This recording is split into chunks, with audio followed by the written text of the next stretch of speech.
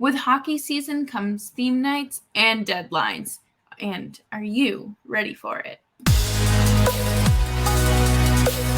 You're Locked On Flames, your daily podcast on the Calgary Flames. Part of the Locked On Podcast Network, your team every day.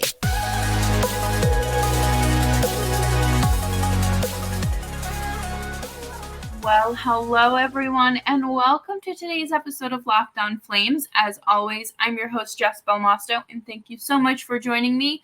Today's episode is brought to you by FanDuel Sportsbook, the official sportsbook of Locked On. Make every moment more. Right now, new customers can bet $5 and get $200 in bonus bets guaranteed.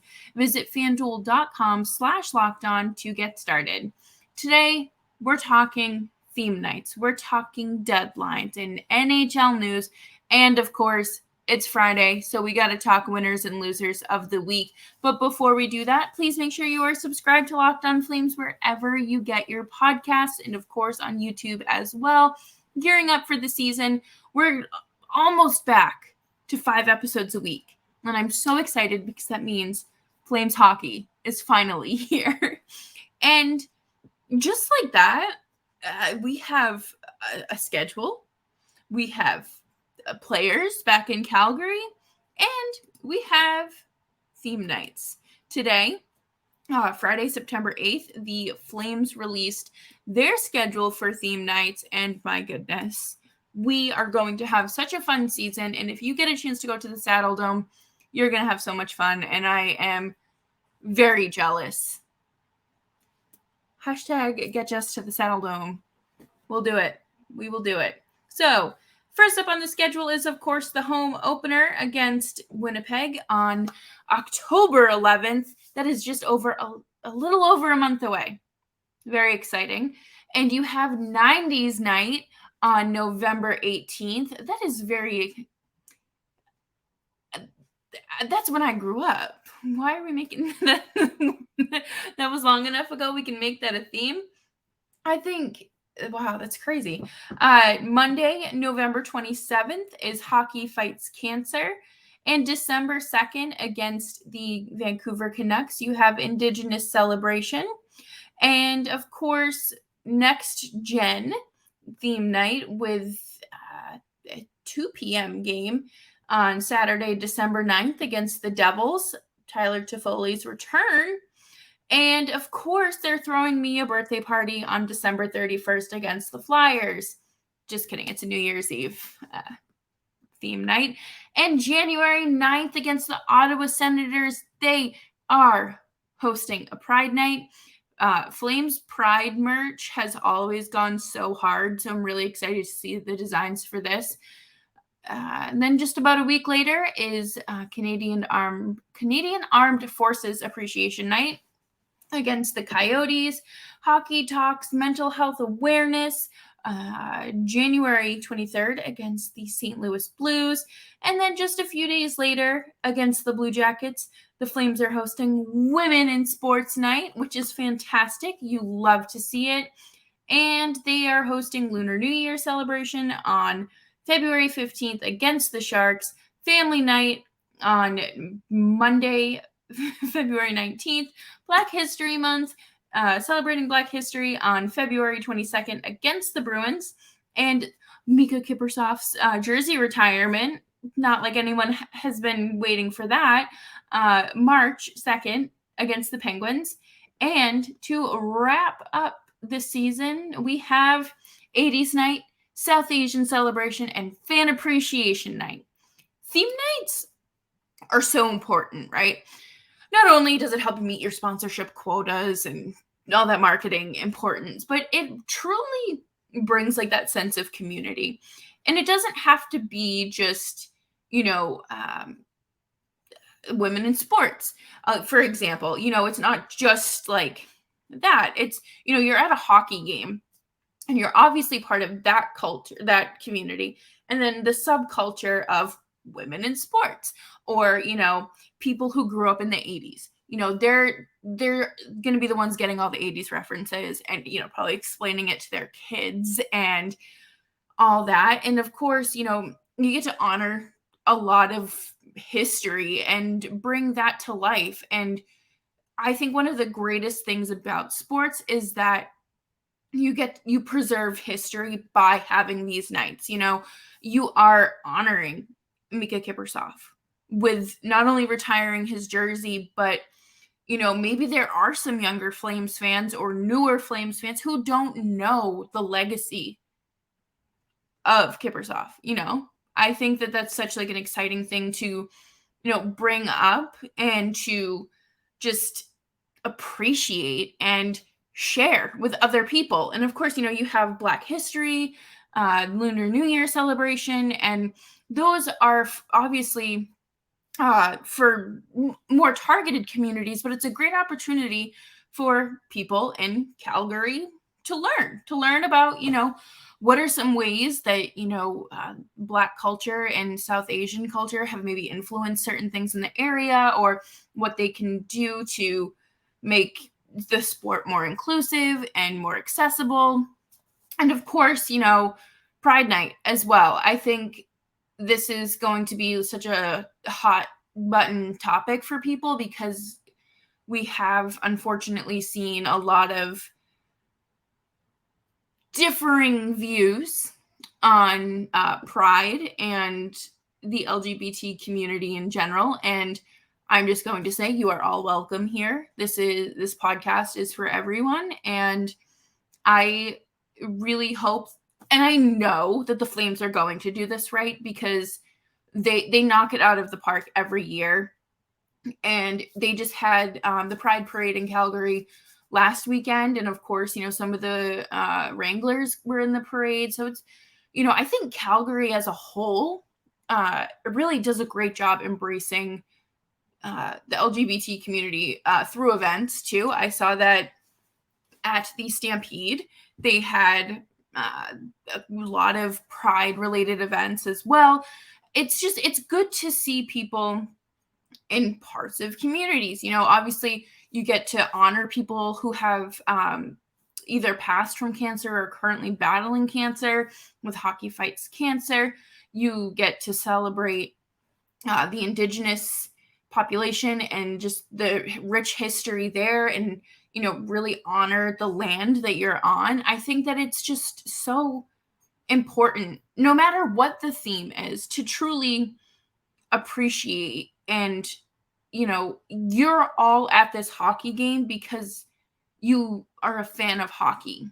You more than likely have more in common with the person sitting next to you than you may even realize. You're not just Flames fans, you're not just hockey fans, you're human beings with different parts of your life, like different aspects. You're a multi-dimensional human being. And I really, really look forward. I'm interested to see what this next gen night is. I don't know if they're going to be doing like something for the younger, like youth hockey, or for Wranglers players, or what it may be, but I'm definitely looking forward to that. And coming up next, we are going to talk about the trade deadline and when it is rumored to be circled on our calendars. But before we do that, I do want to take a quick second here and talk to you about FanDuel.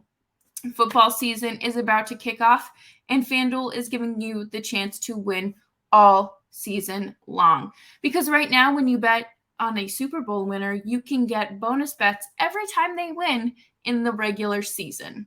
Just pick any team to win the Super Bowl, and you'll get bonus bets for every victory. You can use your bonus bets on spreads, player props, over-unders, and more. So visit FanDuel.com/lockedon and start earning bonus bets with America's #1 sportsbook. That is FanDuel.com/lockedon. Thank you, everyone, for hanging out with me today on Locked On Flames. As always, I'm your host, Jess Belmosto, and you can follow me on Twitter at Jess Belmosto. I think one of the things that I look forward to most in the off season is #1, the schedule release, because I need to plan where I think I'm going to be and when I can go back home to Boston to watch the Flames, or drive an hour north to Montreal to watch them. It's fun to do that, because then at the same time, You get to interact with other parts of usually the hockey Twitter community. And just saying, great sense of community there, right? But the trade deadline, right? I have had the trade deadline circled on my calendar for every calendar for the last few years. Like as soon as I find out that it's confirmed, I am throwing it in my phone. Do I think about taking the day off? Yes, because as a content creator, I may need to be there and do something. I would expect this year to be that way as well. But Pierre LeBrun reports that there are rumblings of the trade deadline being on March 9th. And Ryan Pike reinforces that with saying that the trade deadline, there are 42 games left in the NHL regular season after that day. And that kind of lines up where it was last season. So it makes sense, right? That feels so far away. Like I think of March and I'm like, oh, it's September. It's only September. Why are we thinking about March? Why are we thinking about the Flames players that are going to be traded or extended or who knows? But in March, like the season hasn't started yet. We are going to blink and it will be here. I'm telling you. The offseason was long, but I can't believe that we're less than a month away or a little over a month away from opening night. And I think we got to talk a little bit about what the Flames might have in store for the trade deadline and what they like actually need to execute ahead of the trade deadline. Number one, I think Nikita Zadorov is going to be the first one to sign an extension. I say this because I think he has kind of cemented himself, solidified himself as a key piece to this Flames defense. I think that he has improved drastically since they traded for him. Yeah, they technically traded for him a few summers ago, right? Daryl Sutter's system obviously helped him. Playing with Goodbranson helped him, but now he's kind of established himself as his own defenseman, as he should. This guy's like 6'5" million feet tall. But I think I'm also just really interested to see how he performs this season as a whole. But anyways, back to the drawing board. Someone is going to need an effective blue liner by Christmas. Injuries happen, right? I've said this before.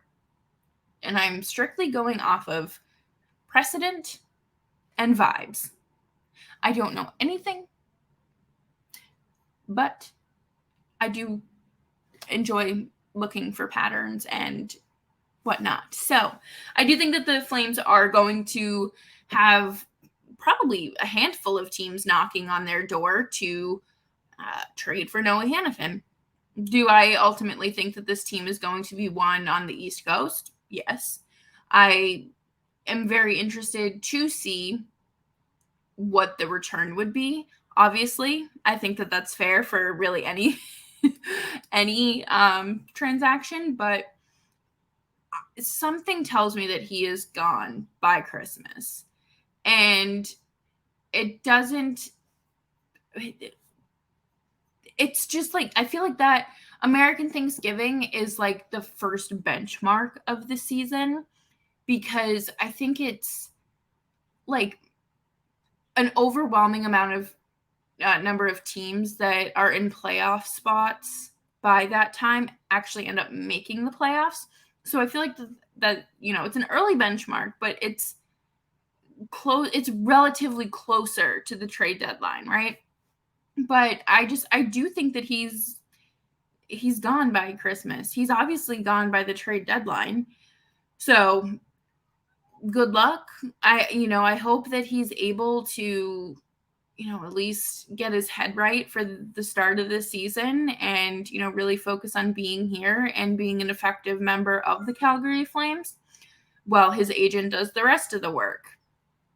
I am very interested to see what they do with Chris Tanev. Because I think that this opens another can of worms, simply because he is at the age where he could retire. His body is probably screaming, crying, begging for him to retire, but I've said it ever since Chris Tanev signed with the Flames. This man is not retiring until like his limbs are like left on the ice. He is a player that will leave it all out on the ice. We've seen it. And it's important for him to, obviously to do what's best for him as a player, as a human being. And he's a new dad. Like, gonna want to play with your kid and not be in absolute agony. And he's one of the players that I think you're okay letting walk, not because he's super like replaceable. Again, one of those players that kind of brings those intangibles to the game, but as well as talent. But I think that you can replace him easily compared to replacing other key parts of your team that are no longer here.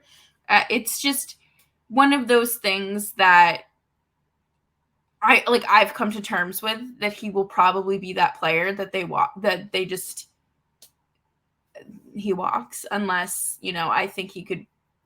We've flirted with the idea of him going to Seattle, but does that happen? I guess Seattle is posed to have a significant regression. So could they be in the market for a defenseman? Maybe. Dan Vladar, again, this one just doesn't sit right with me because I really thought he would be gone by now.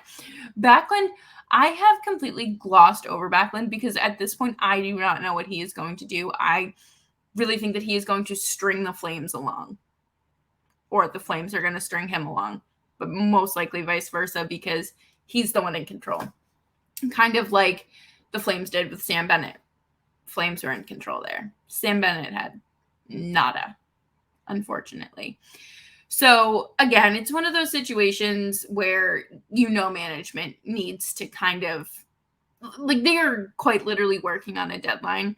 It does not appear that there were any self-imposed deadlines. I don't understand why you don't kind of turn up the heat on some of these players, Elias Lindholm being one of them, and say, what's up? You need to have an answer for me by August 1st.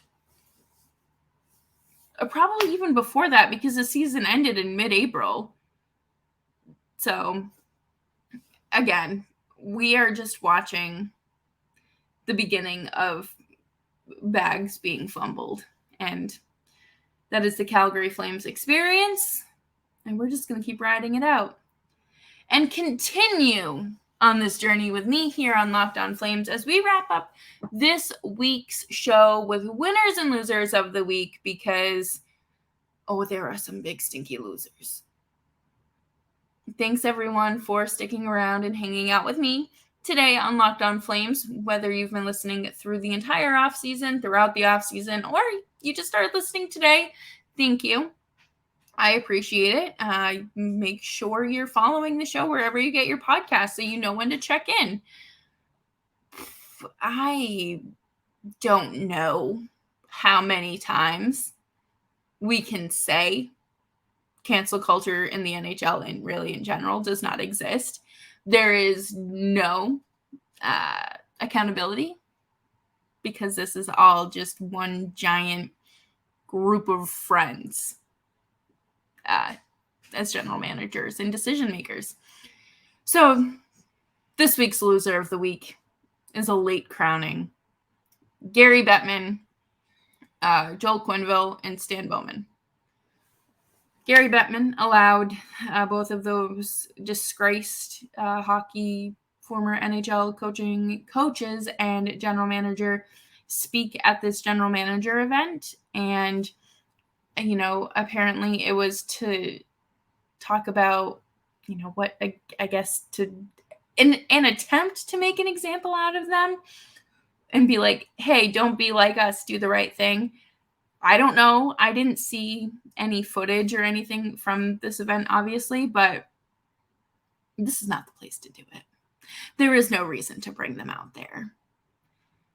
You cannot sit there and tell me that these grown men know what they did was wrong, or if they do feel any type of true remorse, because I feel like if they did, they would truly bow out gracefully and just stay away from the sport. Do everyone a favor, because if you allow people like that to return to this space, you are saying you can be part of one of the worst abuse cover-ups in hockey as a whole history. Take 2 years off and we'll do a little redemption arc, and here you go. You're back in some sort of position of power or some sort of employment within the NHL. No need for it. It's just really, it's tough to see, when you want this sport to change and to not move on from its mistakes, but like learn and grow from its mistakes. And they just keep doing things like this. Mike Babcock today talked about how he is going to have an emphasis on like mental health and whatnot, but he's going to need his players and other staff members to let him know when he has crossed a boundary. If you lack that much self-awareness, you do not need to be in any sort of management position, but especially coaching in the NHL. I'm sorry. I know that might be like a hot take, but if you don't have an ounce of self-awareness there, bye. Go retire. It's fine. See you later. But my winners of the week, because we are going to end this show on a positive note, that would be the Detroit Lions. Another late winner in the week, truly. I guess there's actually technically 2 winners. Joe Burrow, congratulations on the new mega contract. And of course, the Detroit Lions, need I say more? They absolutely humiliated the reigning Super Bowl champions, the Kansas City Chiefs. Just really, really bad. It was bad. It's one thing when you do it mid-season, teams are tired and whatever, they're resting players and whatnot, but to come out opening night and look like that, and then to have one of your players deactivate his Twitter, ooh, that's a very bad look. Very good look for the Detroit Lions, because they currently have the best record in the NFL. Won't be for long, but I think some teams kind of need a confidence boost. You know how like Chicago playing the Flames 2 years ago, like that was their Stanley Cup. Same with Arizona 2 years ago. That's their Stanley Cup. If they win, that is their Stanley Cup. And it happens in every sport, but to watch it happen to Patrick Mahomes, I could not be happier. I'm very sorry if any of you are Kansas City fans, but at the end of the day, we're just sports fans. That's why we're here. And just to kind of tie it all together, that sense of community that we all look for within the sport or look for in general, you're never alone. I know that times are tough and, it's really easy to kind of get down on yourself. My DMs are always open if you need someone to talk to, or if you're just looking to, shoot off a ridiculous Flames take, because I will entertain it. I will absolutely entertain you and any idea that you have, because it's part of my job to kind of think of these things. But when people bring them to me, it's truly, an amazing time, because then I get to like actually like lean into it and think, what if that does happen? Like, what if the Flames buy out Jacob Markstrom next summer? What happens? But that'll do it for today's episode here on Locked On Flames. Thank you everyone so much for hanging out with me and wrapping up your week with me here on Locked On Flames. Make sure you're subscribed to Locked On Flames wherever you're getting your podcasts, and of course on YouTube as well. Throw a 5-star rating and a nice little review on Apple Podcasts. It would really mean a lot to me. And throw some fun comments on YouTube as well. Just be nice, be respectful, and remember to take care of yourself. And I will be back next week with maybe some news. Maybe the Flames are going to do something. Maybe we'll have an update from Elias Lindholm himself. But until then, stay safe, stay smart, and stay hydrated.